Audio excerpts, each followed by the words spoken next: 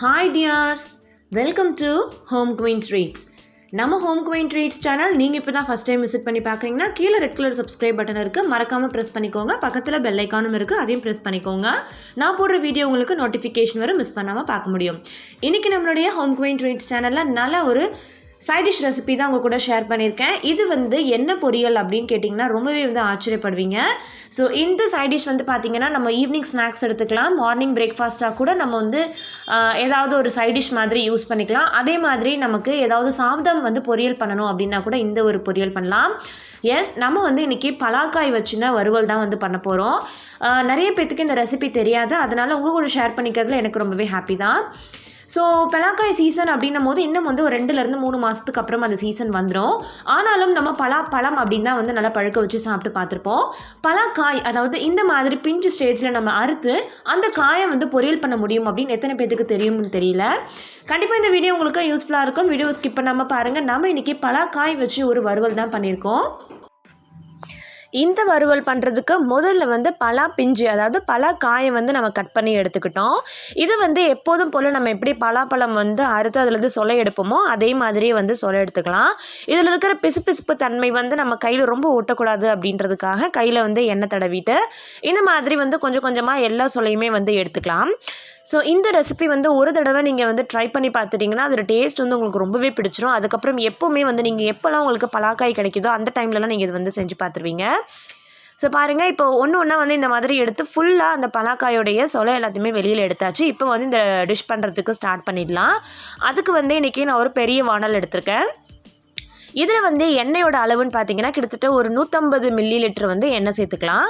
So 150 ml எண்ணெய் சேர்த்துக்கணும். ஏன்னா இந்த பலாக்காய் பார்த்தீங்கன்னா அந்த சொலை ரொம்ப அதிகமாக எண்ணெய் இழுக்கும். அதனால் கொஞ்சம் எண்ணெய் அதிகமாக சேர்த்துக்கிறோம். எண்ணெய் காஞ்சதுக்கப்புறமா நல்லா ஒரு 2 டீஸ்பூன் போல் அதிகமாக கடுகு சேர்த்துக்கிறோம். இந்த ஹோல் டிஷ்க்குமே நல்ல ஒரு அரோமா கொடுக்கக்கூடியது கடுகு, அதுக்கப்புறம் கருவேப்பிலை தான். இது ரெண்டும் நல்லா சேர்த்துக்கிறதுக்கு முன்னாடி நம்ம கருவேப்பிலை சேர்க்கறதுக்கு முன்னாடி ஃபஸ்ட்டு கடுகு மட்டும் சேர்த்துட்டு இந்த பலாக்காய் சோலை எல்லாத்தையுமே இதில் போட்டு நல்லா ஒரு 10 நிமிஷத்துக்கு நல்லா கிளறி விட்டுக்கிட்டே இருக்கணும். ஸோ இதோடைய ஃப்ரெஷ்னஸ் எல்லாமே போய் நல்லா வதங்க வரணும். அது வரைக்கும் நம்ம கிளறி விட்டுக்கிட்டே இருக்கணும்.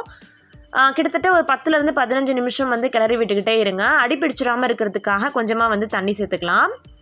இந்த ஹோல் டிஷ்க்கு தேவையான உப்பும் இது வதங்கினதுக்கப்புறம் நம்ம சேர்த்துக்கலாம். ஸோ நிறைய பேர் வீட்டில் குறிப்பாக நிறைய பலா மரங்கள் இருக்கும். ஆனால் பார்த்திங்கன்னா ஒரு சில பலா மரத்தோட காய் மட்டும்தான் பழுத்ததுக்கப்புறம் பழம் டேஸ்ட்டாக இருக்கும். ஒரு சில காய் பார்த்திங்கன்னா என்ன தான் பழுத்தாலும் அது இனிப்பாகவே இருக்காது. அந்த மாதிரி இருக்கிற மரத்தில் காய்க்கிற காயெல்லாம் பார்த்திங்கன்னா நமக்கு என்ன பண்ணுறதுனே தெரியாது, ரொம்ப வேஸ்ட்டாக விட்டுருவோம். இந்த மாதிரி எந்த காயாக இருந்தாலும் நமக்கு பொரியல் பண்ணி சாப்பிட்டோன்னா அவ்வளோ டேஸ்ட்டாக இருக்கும். இப்போ பாருங்கள், ஒரு 1/4 மணி நேரத்துக்கு மேலே ஆகிடுச்சு. நல்லாவே நமக்கு வெந்து வந்திருக்கு. இந்த டைமில் குழம்பு மிளகாய் தூள் நல்ல கோபுரமாக 2 டேபிள் ஸ்பூன் எடுத்து போட்டிருக்கேன். ஸோ இது எப்படி பண்ணணும் அப்படின்னு ரெசிபி கண்டிப்பாக நான் உங்களுக்கு நெக்ஸ்ட் வீடியோவில் ஷேர் பண்ணுறேன். ஸோ இந்த குழம்பு மிளகாய் தூள் வச்சு தான் அன்றைக்கி நான் மீன் குழம்பு கூட பண்ணியிருந்தேன். ஸோ கண்டிப்பாக இந்த குழம்பு மிளகாய் தூள் எப்படி அரைக்கிறதுன்றதை நான் நெக்ஸ்ட் உங்களுக்கு கண்டிப்பாக வீடியோ ஷேர் பண்ணுறேன். ஸோ இந்த மிளகாய் தூள் போட்டுட்டு நல்லாவே நம்ம கிளறி விடணும். அடி பிடிக்காமல் இருக்கிறதுக்கு நம்ம நல்லாவே அடியிலேருந்து விட்டு கிளறணும். ஸோ இந்த பொரியல் பண்ணுறது ரொம்பவே ஈஸி. அண்ட் இது பாருங்கள், இப்போ ஃபைனலாக ஒரு 25 நிமிஷத்துக்கு மேலே ஆகிடுச்சு. மசாலாவுடைய பச்சை வாசனை எல்லாமே போயிடுச்சு. இந்த டைமில் கருவேப்பிலை கொத்து நிறையவே உருவி போட்டுக்கலாம். இதில் உங்களுக்கு வேணும்னு நினச்சிங்கன்னா பூண்டு பற்கள் கூட எண்ணெயிலே கடுகு போடும் போதே தட்டி போட்டுக்கலாம். இது ஆப்ஷனல் தான். கண்டிப்பாக இந்த ரெசிபி உங்களுக்கு ரொம்பவே புதுசாக இருக்கும் அப்படின்னு நான் நினைக்கிறேன். வீடியோ பிடிச்சா மறக்காமல் லைக் கொடுங்க. உங்கள் ஃப்ரெண்ட்ஸ் அண்ட் ஃபேமிலிக்கு வாட்ஸ்அப், ஃபேஸ்புக் மூலிமா ஷேர் பண்ணுங்கள்.